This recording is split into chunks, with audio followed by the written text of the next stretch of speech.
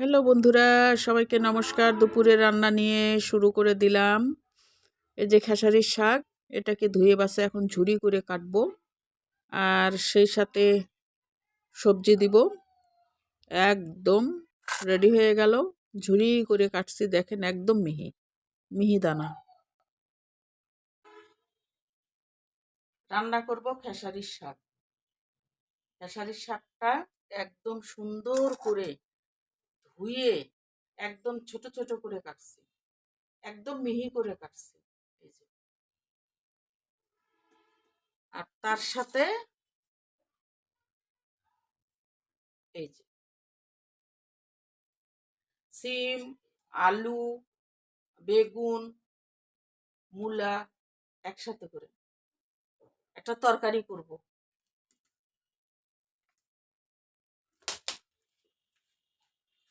দিয়ে দিচ্ছি সাদা তেল।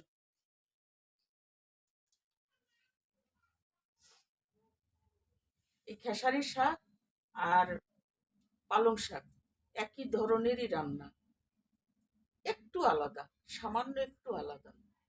সেটা দেখতে থাকেন যে আমি আর একটা কি মিশাল দিব, রান্নার মধ্যে কি দিব, সেটা দেখতে থাকেন, তাহলে বুঝতে পারবেন। আর যেটা অতিরিক্ত একটা জিনিস দিব, সেটা পালং শাকে দেওয়া লাগে না। ভিডিওটা সম্পূর্ণ দেখবেন। যদি ভালো লাগে তাহলে লাইক, কমেন্ট, শেয়ার করে দিবেন। অনেকদিন পরে ভিডিও ছাড়তেছি, আবার শুরু করলাম। মাঝখানে অসুস্থ ছিলাম, ছাড়তে পারিনি, এই কারণে আবার শুরু করলাম। আপনারা পাশে ছিলেন, পাশে থাকবেন, সঙ্গে থাকবেন, আমিও আপনাদের পাশে থাকবো।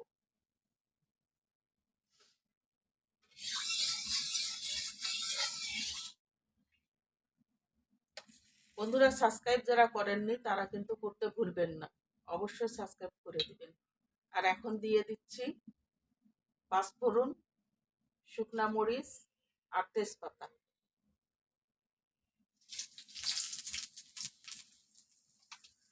এই রান্নাটা একজন দেখতে চাইছে, গতকালকে লাইভ করতেছিলাম ফেসবুকে, তখন সেই লাইভের সময় একজন বলছে যে দিদি ভাই, আপনার এই রান্নাটা অবশ্যই সম্পূর্ণটা আপনি দেখাবেন ভিডিও করে। ওইভাবে রান্না করে কোনোদিন খাইনি যেভাবে বলতেছেন। তো ঠিক আছে, রান্না করে দেখাবো। তার জন্য আমি এই যে ভিডিওটা করতেছি, যে দেখলে সবাই দেখুক কেমন লাগছে।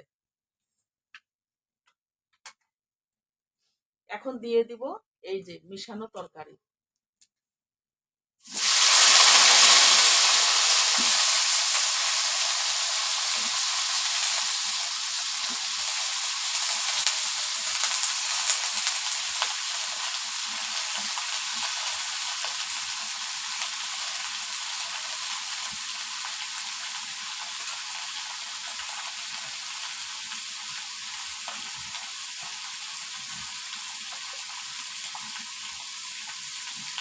এভাবেই আন্দাজ করে দেই, যেটুকু আপনার তরকারির পরিমাণ সেইভাবে আপনি হলুদ লবণ দিবেন।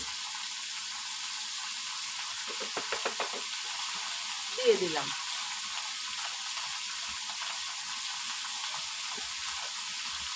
এরপরে লবণ, আপনি লবণটাও স্বাদ মতন দিবেন, আমিও দিয়ে দিলাম।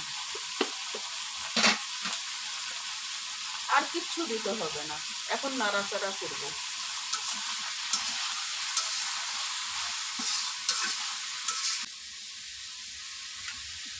এই রান্নাটা একটা মুখরোচক খাবার, খেতে খুবই ভালো লাগে গরম ভাতের সাথে। আপনারা এইভাবে করে খাবেন, দেখবেন যে খুব ভালো লাগে।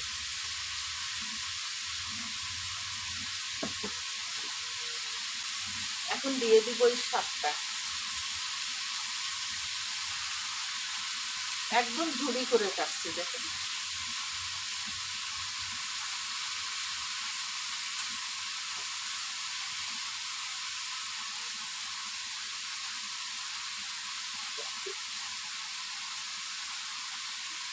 গতকালকে সন্ধ্যার সময় টাটকা এই শাকটা দেখে আপনাদের দাদা লোভ সামলাতে পারেনি, নিয়ে চলে আসছে, আমাকেও বলেনি।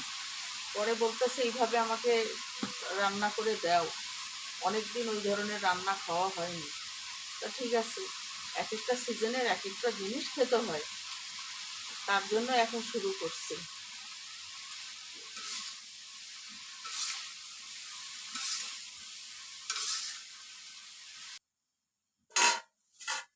এখন একটু ঢেকে দিব,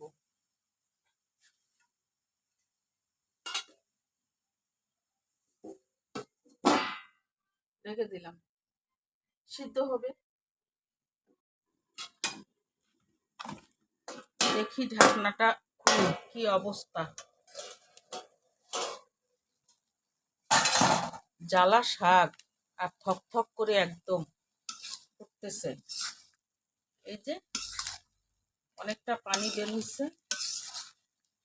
শাকের জন্য।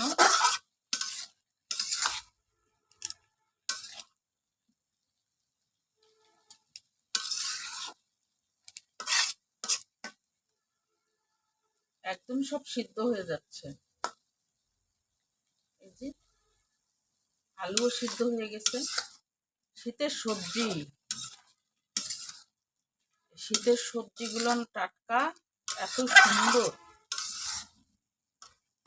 খুব তাড়াতাড়ি সিদ্ধ হয়ে যায়।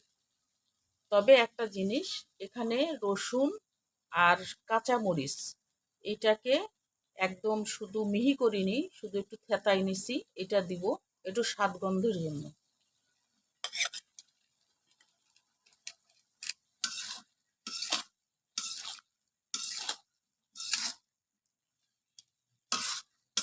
যখনই রসুন শাকটা ভাজবেন, সেটা রসুন তেলে দিয়ে লাল করে তারপরে হয়তো শাক কেউ ভাজে এইভাবে, কিন্তু যখন এইভাবে রান্না করবেন তখন এইভাবে থেতায়ে পরে দিবেন, তাহলে গন্ধটা একটু অন্যরকম হয়।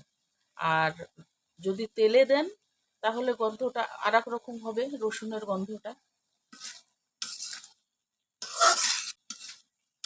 এখন আবারও ঢেকে দেব।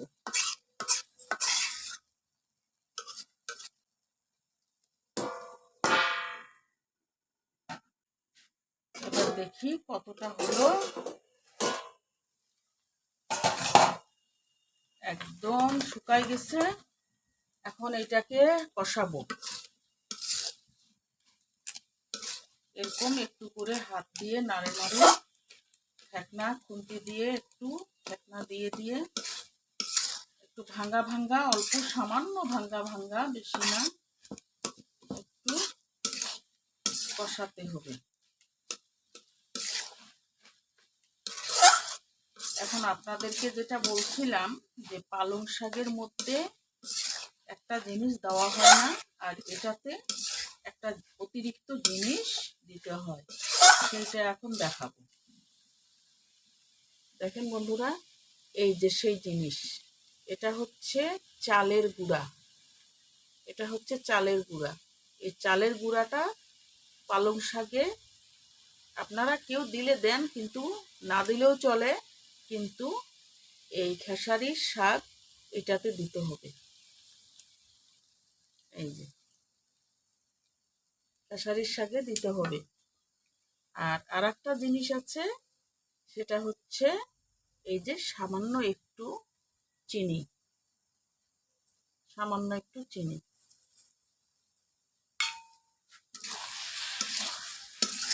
এবার ভালো করে এটাকে নাড়ায় নাড়ায় কষাতে হবে, ঢাকনা দিয়ে দিয়ে, যেন তরকারিটা মাখো মাখো হয়।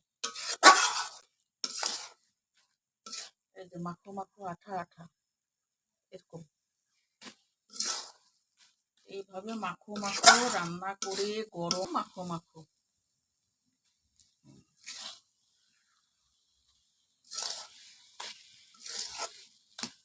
সামান্য একটু করে ডাবা দিয়ে দিয়ে নাড়ব। এই যে হয়ে গেল।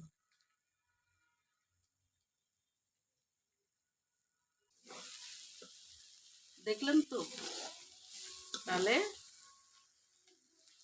এইভাবে আপনারা রান্না করবেন,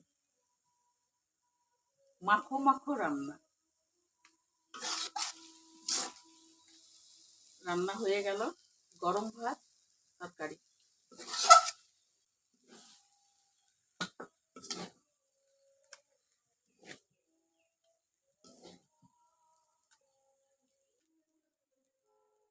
হয়ে গেল